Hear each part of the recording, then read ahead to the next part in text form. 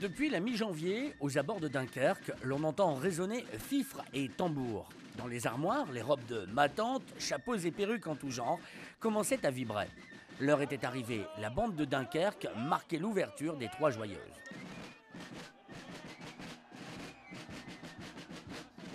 Masquelours et badauds faisaient cap vers le point de ralliement pour chahuter, chanter et vivre pleinement la Vischerbande 2007. Mais il ne faut pas croire que cette foule bigarrée déambule n'importe comment dans les rues de la cité de Jean Bart. Tout est codifié, contrôlé, et c'est dans un joyeux désordre qu'interviennent les pousse-neige. Ah ouais, tous les ans, oui, c'est comme ça. Là, c'est le démarrage, mais ça va être de pire en pire. Ça avance pas et qu'on se retrouve coincé avec la musique derrière. Sur le bord de la chaussée se trouvent des spectateurs, des curieux, mais aussi des gens avertis. Car pour eux, la bande n'a plus de secret. C'est beau, j'aime bien. C'est la première fois que je viens avec des amis et je souhaite beaucoup qu'ils restent longtemps avec nous et mangent son poisson. Ah, là, je crois que l'histoire a été quelque peu déformée. Mais que pensent les frontaliers présents sur le cortège? Bon, je suis belge. Eh bien, je pense que dans le temps, c'était les pêcheurs d'Islande qui se déguisaient avec les vêtements de leur épouse pour garder leurs vêtements de marins, c'est ça, hein? Bon, c'est presque ça. Mais au temps jadis, les marins faisaient la bande avant de partir à la pêche en Islande, car ils n'étaient pas sûrs de revoir les rivages du littoral. Pendant que les uns chahutent, certains répètent leur chorégraphie et d'autres jouent l'intrigue. Mais l'intrigue, c'est quoi? Eh bien, l'intrigue, c'est surtout fait par des gens qui connaissent pas mal de monde et puis qui, se promenant, rencontrent de ci, de là des personnes de leur connaissance. Et puis, ils vont essayer de se faire reconnaître avec peu de succès, faut-il le dire. Il n'est pas nécessaire d'être méconnaissable pour intriguer. Un grand nombre de curieux ont croisé des fleurs transgéniquement carnavalesques modifiées. Le but pour ces joyeuderies, embrasser les photographes amateurs. On plaît tellement aux gens avec nos déguisements qu'on est obligé de courir après les gens pour leur faire un peu peur parce que sinon ça serait trop le défilé, quoi. Il y aurait pu. Le temps fort pour tous ces masques étant bien évidemment le lancer de harengs de l'hôtel de ville. Un seul objectif pour certains d'entre eux, accéder au balcon. Mais avant de pouvoir accompagner le premier magistrat dans ce geste rituel, il faut montrer patte blanche et avoir le bon sésame. Sont acceptés, si on peut dire, les gens qui sont invités, tout simplement par monsieur le maire. Donc des gens lui écrivent d'ailleurs pour lui demander de pouvoir entrer à l'hôtel de ville et il leur répond. Et généralement, ils sont là, comme vous, aujourd'hui.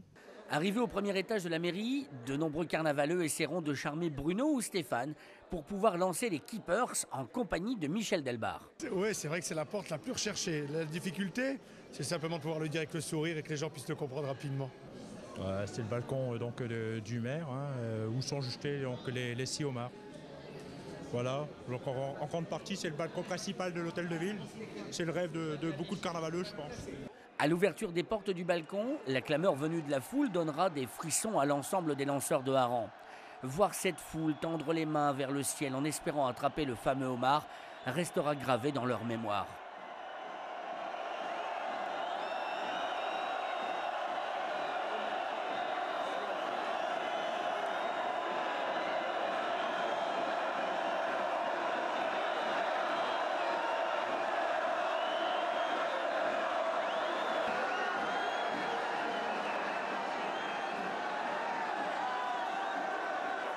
Il fallait, avant d'affronter le Rigaudon, reprendre des forces. Et notre équipe de tournage, pris au jeu du carnaval, n'a pas hésité à faire chapelle. Vous savez, à notre pluriel, ce qui est vachement bien, c'est qu'on va chez les gens, on s'invite chez vous. Vous allez voir, regardez. C'est ça aussi l'ambiance du carnaval. Bonjour. Allez, on y va, on rentre. Oh. Alors on est chez qui là? Alors chez Madame Vermersch, Brigitte.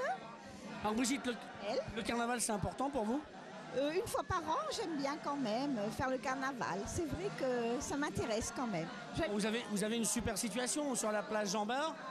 Vous allez avoir le Rigaudon. Je pense qu'à ce moment-ci, l'ambiance est en train de monter chez vous. Oui. C'est vrai que là, c'est plein pot là. Bon, alors qui a le droit de venir chez vous dans cette chapelle? Pas tout le monde, hein. Nos amis et puis nos amis. Après s'être revigoré, Cochloc 2 faisait son entrée sur le podium de la place Jean Bart et nous étions prêts à suivre le Rigaudon final. Là maintenant c'est le chahut final. Donc là on va mettre le paquet pour pour justement régler pour les gens, les mettre au maximum de l'ambiance et de la fête, quoi. La bande prenait possession de la place du Corsaire sous le regard de Reus Papa. Il ne nous restait plus qu'à communier le Saint Carnaval dunkerquois jusqu'à Lima Copinard et Lima Jambard.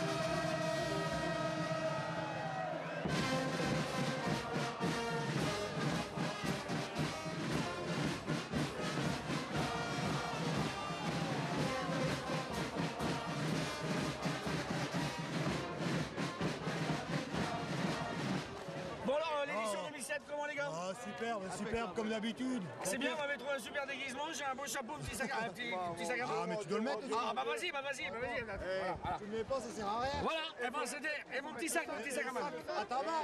Et le petit sac à main. Voilà, donc là maintenant je peux faire la banque. Et maintenant tu fais direct. Allez, on est au début de nuit.